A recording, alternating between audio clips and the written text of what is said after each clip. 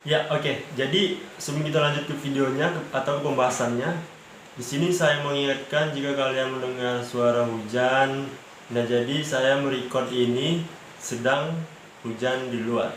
Dan sekarang lagi musim hujan. Oke, harap dimaklumi ya teman-teman. Oke, jadi di video kali ini kita akan membahas sejarah atau awal terbentuknya dari stasiun Kota Tanjung Balai. Nah, di sini kita akan membahas sejarah, mengulik bagaimana sih bisa terbentuknya stasiun Kota Tanjung Balai. Oke, sebelum kita ke videonya, kita intro dulu.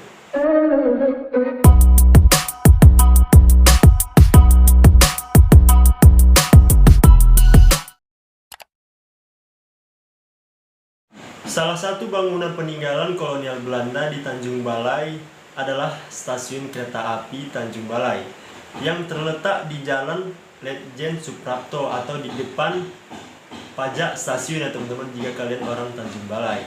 Sedikit cerita, jadi di awal tahun 1980-an sampai dengan 1990-an, dahulunya di depan stasiun kereta api ini ada berdiri sebuah bioskop yang bernama Bioskop Ganesha.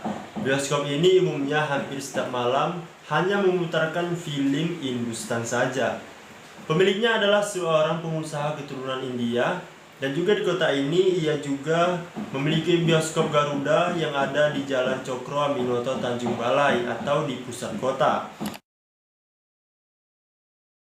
Pada masa kolonial, dahulu kawasan ini mulai dari tepian Sungai Asahan atau yang sekarang kita sebut dengan sebutan Es Dengki sampai juga ke tepian Sungai Silau di sebelah selatan, dan juga di sebelah timurnya ada Sungai Tualang Raso atau Kapias, dan juga sebelah utaranya hanya dijadikan sebagai kompleks dari Delhi Sportweek Maskapai atau yang disingkat dengan sebutan DSM. Pada masa itu, pergudangan dan rel kereta api dari DSM ini sampai ke ujung daratan di tepian Sungai Silau yang dipertemukannya dengan Sungai Asahan atau yang sekarang dijadikan sebagai pajak kawat ya teman-teman. Nah, jadi sejak kolonial Belanda menguasai Kesultanan Asahan pada tanggal 12 September 1865, maka ditempatkanlah Tanjung Balai dari seorang kontroler Belanda yang membawahi Afdeling Asahan. Nah, jadi Afdeling Asahan ini meliputi Asahan, Batubara, dan Labuhan Batu dengan Tanjung Balai sebagai pusat pemerintahannya.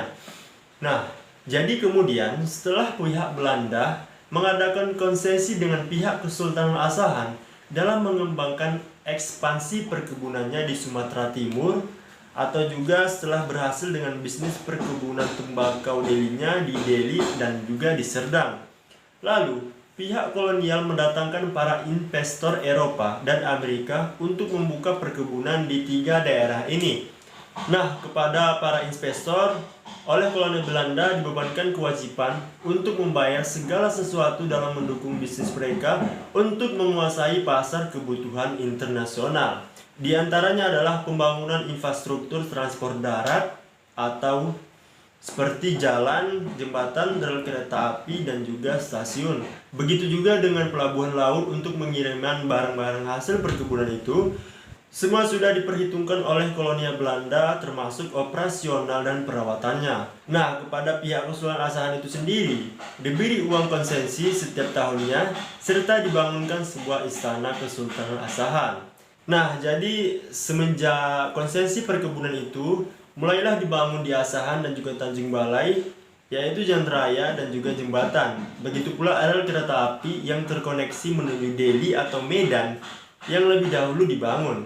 Maka pada tanggal 6 Agustus 1915 disambungkanlah pembangunan rel kereta api dari Rantau Laban atau sekarang yang kita sebut sebagai Sergei ke Tanjung Balai sepanjang 141 km. Jalur ini sedikit memasuki wilayah Simalungun seperti juga perdagangan ya teman-teman.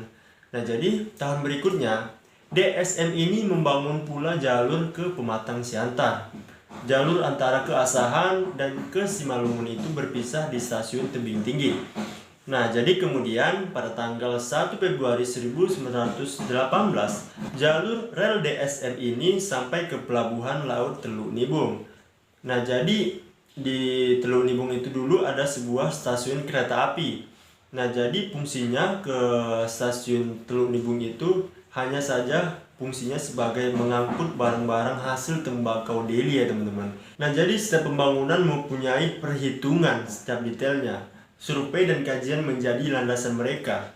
Itulah makanya jalur kereta api dan juga stasiun Tanjung Balai mereka bangun di tempat sekarang. Karena mempertimbangkan ekonomis, menghindari pembangunan jembatan kereta api Sungai Silau bila dibangun ke selatan serta akan lebih dekat ke pelabuhan Teluk Nibung.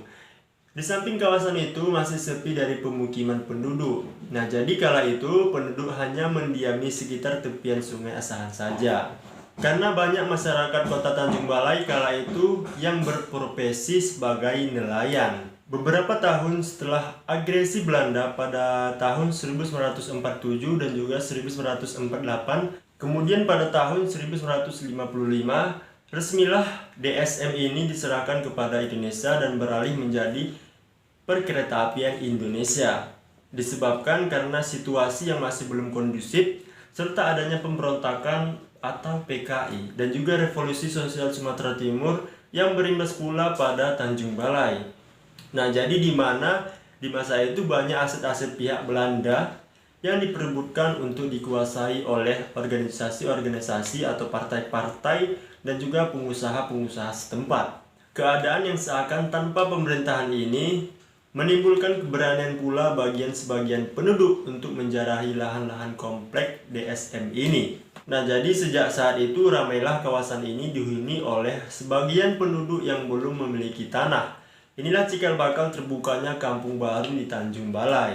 Setelah pendudukannya semakin padat oleh pemerintah daerah, dibangun pula di situ sebuah jalan baru menghubungkan ke Jalan Asahan atau yang sekarang kita sebut dengan Erjoman, yang disebut masyarakat setempat dengan Pasar Baru. Sejak saat itu, mulailah kawasan baru ini ditata dengan baik. Sebuah sudut di kawasan ini yang dahulunya tidak nyaman terutama bagi para pendatang, tepatnya pada malam hari. Seiring terjadi lemparan-lemparan kepada pelintas di kawasan ini yang berasal dari lorong-lorong yang masih gelap karena belum ada penerangan jalan, kini sudah tidak ada lagi terdengar. Oke, cukup sekian video tentang sejarah perkeretaapian di Tanjung Balai ini. Like jika suka dan dislike jika kalian tidak suka. Ya, subscribe channel ini jika kalian tidak ingin ketinggalan sejarah-sejarah yang ada di kota Tanjung Balai. Oke, sampai jumpa di video selanjutnya. Saya Reza dan terima kasih.